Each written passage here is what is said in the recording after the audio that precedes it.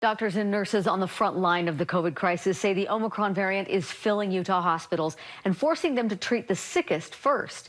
As news specialist Jed Bull shows us, a panel of medical experts is concerned about the rising wave of patients overloading our hospitals. Frontline healthcare workers on a panel today describe explosive growth in new COVID cases. Hospitals are struggling to provide care because their staffs are depleted. It is a dire time for all of us, for our healthcare teams in particular, to stand in this space again. For 2 straight days, Utah shattered records for new COVID cases, and those numbers are projected to keep climbing for a couple of weeks. Even if Omicron is not as severe as Delta, it is filling hospitals. In this moment in time, I'm already dramatically understaffed.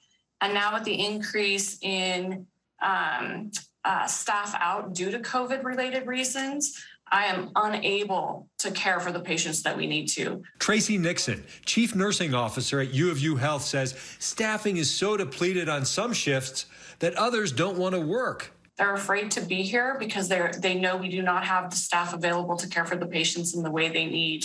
Earlier this week, I had 3 nurses leave because they can't do this again. They feel like we're going backwards. For 6 hours last night, the emergency department at University of Utah Hospital turned away ambulances because they were overwhelmed. But they are caring for more patients, especially patients needing critical care, with fewer staff than ever because they're out sick or have simply given all that they can possibly give. They're feeling the pandemic fatigue that's spreading, but more intensely than most of us. That there's no one that is more acutely affected by this fatigue than our frontline workers in the hospital. Asking for help from the public to contain this variant. The Omicron surge is upon us. It's building up to be far beyond anything we've seen so far with this pandemic.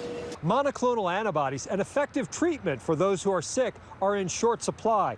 Fortunately, there is ample supply of vaccine, which all of the health experts are urging for those who are eligible. For KSL 5 News, I'm Jed Bull.